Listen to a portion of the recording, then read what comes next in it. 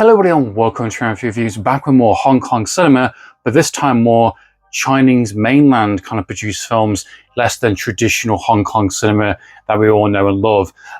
With mainland China cinema, or just kind of Chinese cinema in general, it's very hit and miss, especially during those kind of early 2000s, especially going into the late 2010s.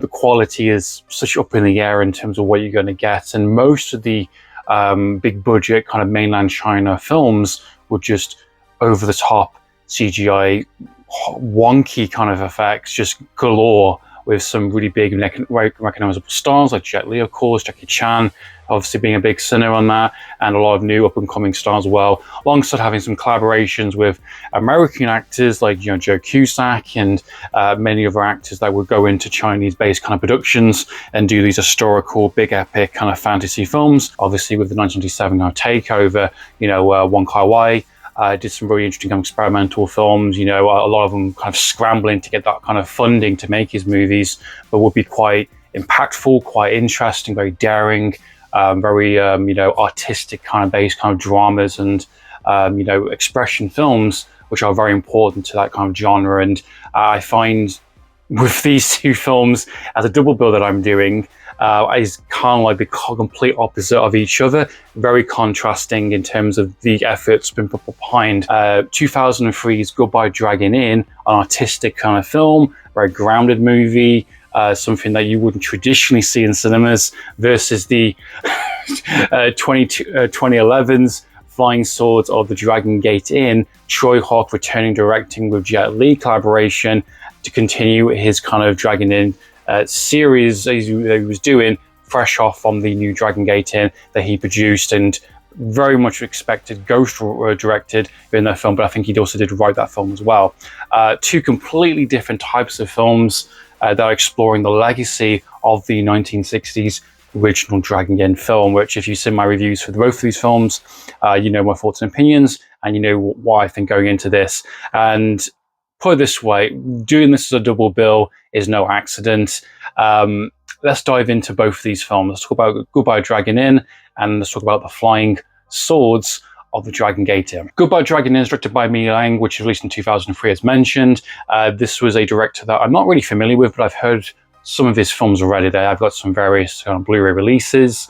I think the one that I recognize the most is The Rebels of the Neon God, which I heard is very, very good. It's on my list to watch. He's only done a handful of movies, all that I'm quite curious about, and just haven't got around to watch him at this current moment. Legacy in terms of the Dragon Inn, the original movie, and what kind of artistic kind of expression he wants to go for, being the fact that it is set within one location, more or less, in terms of the cinema. It has a couple of various characters, and it has a very much a moody kind of atmosphere, vibe kind of feel towards it. This is an hour and 21-minute film, and that's exactly it. There's not a huge much to say. I would say I think the film is fine. I think I get it. I got it within the first 20 to 25 minutes, and the film just carried on for the rest of the hour and 20 odd minutes with the film. This essentially is not necessarily a film. It's more a mood piece. It's more of an artistic expression.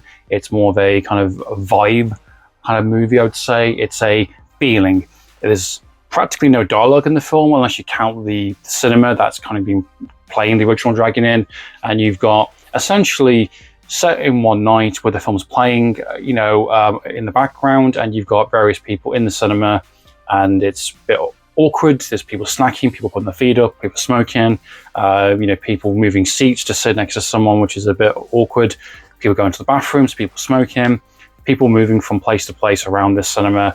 You've got essentially, I guess, the owner of the place who's disabled, who's going to the projector room, changing the reels, going to the cinema, after the fact and cleaning up the rubbish, and she's making food, and it's just a mood. It's just a feeling. It's raining outside. It's very darkly lit. It's very much a Wong Kar-wai kind of experience in terms of a base template, and that's essentially what the film is. You've got a lot of the actors, living actors at the time, who were in the original Dragon Inn, appearing up as sort of cameos, almost like ghosts of the past, reliving the glory days, the old days of the original Dragon Inn, and that's essentially it. If I'm being completely honest with myself and what the film's trying to go for, is that I understand it.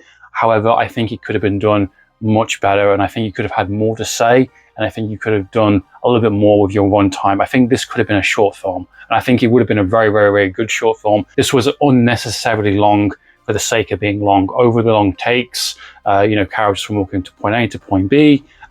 It doesn't have anything grander or deeper to say apart from the visual side, which, you can leave to your own devices in terms of your own kind of experience. And I think for me personally, as much as I love style, I also love substance. And something like the David Lynch movies, something like the Wong Kar-wai movies, you're getting a vibe, an energy, a visual style, but you're also getting characters, you're also getting a direction, and you can have minimalistic kind of dialogue, you can have just bare bones kind of ideas, but as long as those ideas are interesting and you can run with them, or the whole point is to try and say something specific. I think even the poster choices are very deliberate in terms of the having imposter, which is one of my favorite films, very underappreciated kind of movies, is constantly shown throughout the film, and the Eye, which is the J horror film, two films that I think represent aspects of the film in terms of this kind of, the unseeing kind of, ghost between your eye, which is, if you know what the films with the eye, and imposter is what people are being imposters of themselves, or, being not who they claim to be. A legacy kind of, tribute to the original Dragon Inn movie, but also kind of cinema in general, and that cinema experience. It can be uncomfortable, it can be cold, it can be kind of, the ghost of the past, you're diving into a kind of a tale, a whimsical kind of tale, and sometimes it can be quite miserable, it can be quite lonely, it can be quite distant. Similar experiences, different for everyone, and I think captures a very specific kind of time and a place, maybe more so within the culture of that time in terms of Chinese kind of culture and what films mean to that kind of culture, and maybe that's a deeper discussion to have, compared to a kind of a Western kind of thinking side of it in terms of me being British, UK, so maybe I'm seeing it in a very different way compared to what China would see it in terms of that kind of experience. So yeah, what are your thoughts and opinions on Goodbye Dragon Inn? Please comment down below. And last but not least, we have the Flying Swords of the Dragon Gate Inn movie, 2011, Tsui Hark returning with Jet Li back on screen together. I think that's even the tagline of the film, the fact that they've kind of reunited after so long from doing the Once Upon a Time in China films. And, I rented this on Apple TV for £1. I didn't want to pick it up. I didn't want to own it. I just wanted to see it, to see if it did anything interesting as a continuation from the Dragon Gate Inn, which, as mentioned, he wrote and very much expected ghost directed that film. I feel this somewhat sequel, not really a sequel if I'm being absolutely honest, it's pretty terrible. It's pretty awful. Got nothing from this whatsoever. This was, as mentioned, that dribble of mainland China, 2010s kind of effect. I've heard about this film even before watching kind of Hong Kong cinema. Wasn't interested.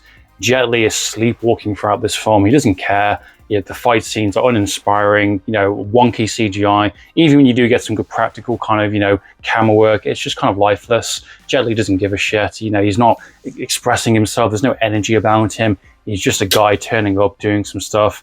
You've got the new players on the scene in terms of the new actors doing their performances, and it's just kind of boring, dull. Even though I'm not heavily as cultured into that kind of the mythos of kind of, the dynasty time and the inner politics, some of that stuff can go over my head a little bit, if I'm being honest, and that's on me to kind of do a bit more research into that kind of stuff. But at least with a lot of the movies that I have seen, including the Once Upon a Time in China, even though I don't know the full details of that time, of that place, you get this idea of a rich world, of rich characters, a location, you get the stakes, you get the motivations, and you can understand as the storyline goes, and the political aspects, the political message as the film goes along, and you understand all of it as you're going through these characters' these journeys.